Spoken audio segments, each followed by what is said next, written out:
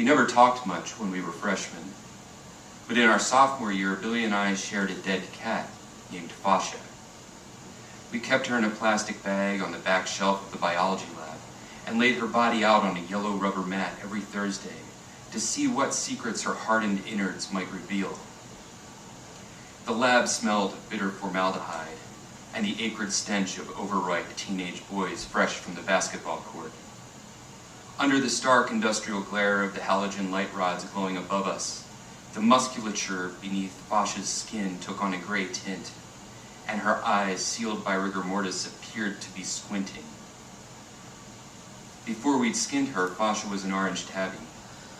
Now she was a rubbery mass of bones and giblets and fuzzy white boots, an object lesson in how not to handle a scalpel. Billy Chin is Schwartz's lover, Frank Dearborn sang in a girly falsetto to the tune of Michael Jackson's Billie Jean, while his lab partner Andrew Taylor executed a herky-jerky moonwalk, swiveled his hips, and grabbed his crotch. He's just a boy who says that Schwartz is the one, but the cat is not their son. If Frank had a single talent, it was playing Mad Libs with the pop charts. For the unwritten rules of engagement at boys' schools everywhere, however, he could only employ his talents for purposes of torment, and he frequently awarded himself bonus points for raising doubts about the sexual orientation of his victims, or for painting them in the most xenophobic of palettes. "Hey, Chin," Frank called from the lab table behind us. "I see your Schwartz is as big as mine." His lab partner snorted, and I spun on my stool to give them both the stink eye. "I don't get it," Billy said, studying our stained lab manual before making an incision in our cat. "It's a line from Spaceballs," I said. "He's implying that I'm your penis." "Holy Gewalt, Schwartz. Don't be disgusting. I'm saying that my dick is as big as you are." "Whatever, Frank," I said, and made a jerk-off gesture with my fist. "Is there something you wanted to share with the class, Mr. Schwartz?" our teacher asked, while my fist was still flying mid-jerk over my shoulder. His name was Phil Ennis, but we called him Mr. Anus when he wasn't within earshot. "No, Mr. Ennis," I said, "I don't have anything to share." "Then perhaps you could walk us through today's dissection." "Absolutely," I said, glancing at the lab manual in front of me. I was just about to make an incision in our cat's... There were 2 cats on the page in front of me, each with a thick black arrow pointing at the thing I was supposed to be cutting into. If I had looked closely, I probably would have noticed that one of the cats was a boy and the other cat was a girl, but I didn't look closely. In fact, I barely looked at all, proceeding instead under the assumption that each diagram was more or less the same and that the labels were interchangeable. "Your cat's what, Mr. Schwartz?" Ennis prompted. "Our cat's scrotal sac," I said. "That's very interesting," Ennis said, shuffling to our station in his powder blue lab coat. "Let's all have a look, shall we?"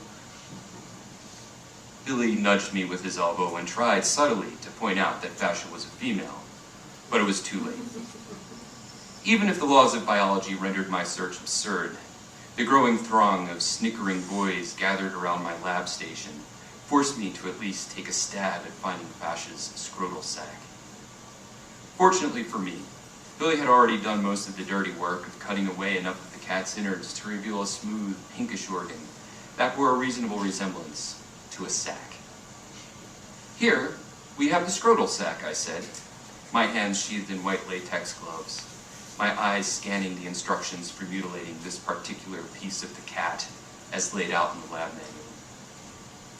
"So our next step is to make an incision to reveal the specimen's testicles."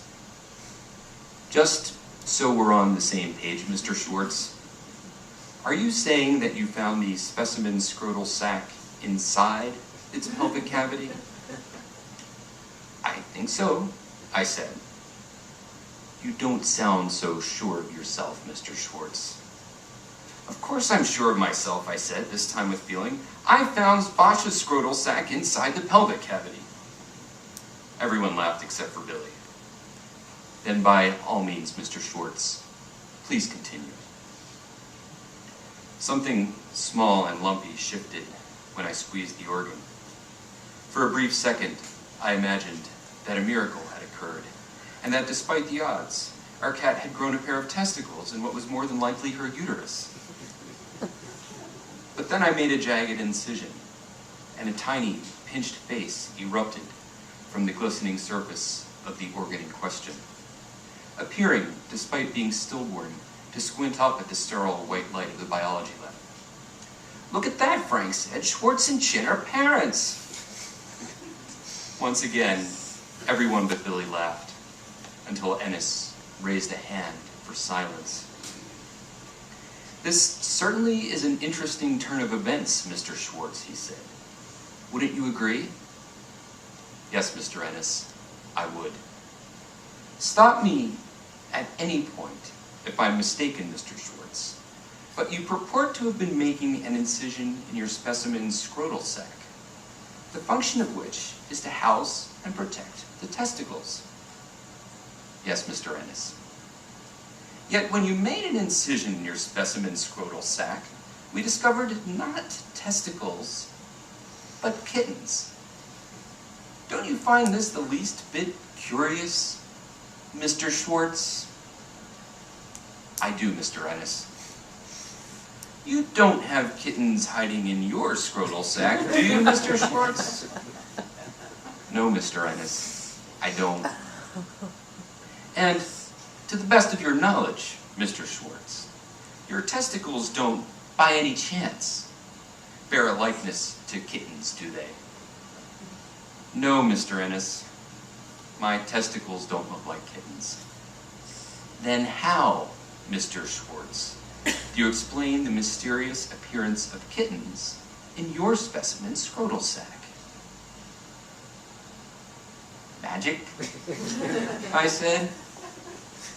Ennis lowered his hand and turned his attention to Billy.